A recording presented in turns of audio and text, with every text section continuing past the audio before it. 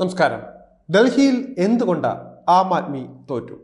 ഈ ചോദ്യമാണ് ഇന്ന് ഇന്ത്യ ഒട്ടാകെ ചോദിച്ചുകൊണ്ടിരിക്കുന്നത്. പക്ഷേ ഇതിന് മറുപടി പറയാൻ ഏറ്റവും യോഗ്യൻ മറ്റാരുമല്ല, അണ്ണാ ഹസാരെ തന്നെയാണ്.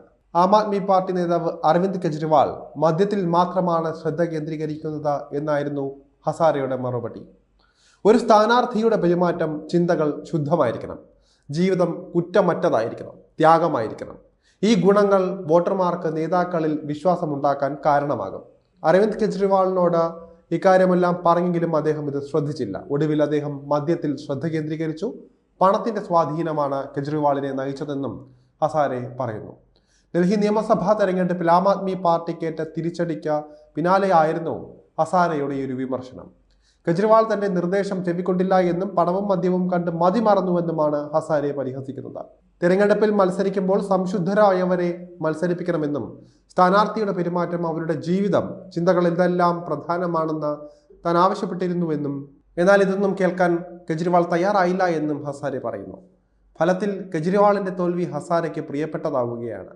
ഡൽഹിയിൽ രാഷ്ട്രീയവുമായി സജീവമായതിനു ശേഷം കെജ്രിവാൾ തന്റെ രാഷ്ട്രീയ ഗുരുവായ അണ്ണാ ഹസാരെയെ കാണുക പോലും ചെയ്തിട്ടില്ല. ഡൽഹി മുഖ്യമന്ത്രി സ്ഥാനം ജയിലിൽ നിന്നും ജാമ്യത്തിൽ ഇറങ്ങിയ ശേഷം അരവിന്ദ് കെജ്രിവാൾ രാജിവെച്ചിരുന്നു. അത് രാജിപ്രഖ്യാപനത്തിൽ പ്രതികരണവുമായി അണ്ണാ ഹസാരെ രംഗത്ത് വന്നിരുന്നു.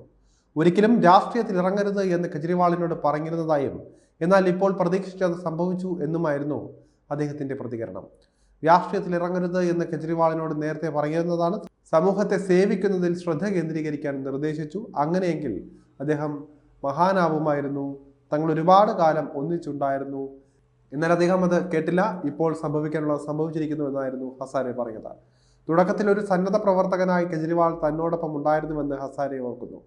ജീവിതത്തിൽ എപ്പോഴും പെരുമാറ്റവും കാഴ്ചപ്പാടുകളും നല്ല രീതിയിൽ സൂക്ഷിക്കണമെന്ന് താൻ കെജ്രിവാളിനോട് പറയുമായിരുന്നു.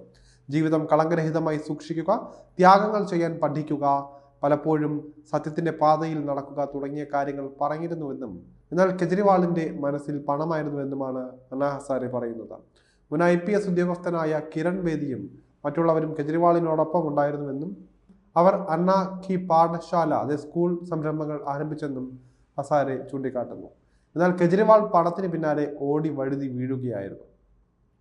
ഡൽഹി മദ്യനയ കേസിൽ എൻഫോഴ്സ്മെന്റ് ഡയറക്ടറേറ്റ് രജിസ്റ്റർ ചെയ്ത കേസിൽ അറസ്റ്റിലായപ്പോഴും കെജ്രിവാളിനെതിരെ അണ്ണാ ഹസാരെ രംഗത്തുണ്ടായിരുന്നു. സ്വന്തം ചെയ്തികളുടെ ഫലമാണ് കെജ്രിവാൾ അനുഭവിക്കുന്നത് എന്നായിരുന്നു അണ്ണാ ഹസാരെയുടെ പ്രതികരണം. തെറ്റായ മദ്യനയത്തിൽ നിന്ന് പിന്മാറാൻ താൻ പലതവണ ആവശ്യപ്പെട്ടിരുന്നുവെന്നും അന്ന് അദ്ദേഹം അവകാശപ്പെട്ടിരുന്നു. ഡൽഹി മദ്യനയവുമായി ബന്ധപ്പെട്ട CBI രജിസ്റ്റർ ചെയ്ത അഴിമതി കേസിൽ ജാമ്യം ലഭിച്ച അരവിന്ദ് കെജ്രിവാൾ മാസങ്ങൾ നീണ്ട ജയിൽവാസത്തിന് ശേഷം പുറത്തിറങ്ങിയത് ജനപിന്തുണ നഷ്ടമാകില്ല എന്ന ആത്മവിശ്വാസത്തിലാണ്. അതിനുശേഷം മുഖ്യമന്ത്രി സ്ഥാനം രാജിവെച്ചു.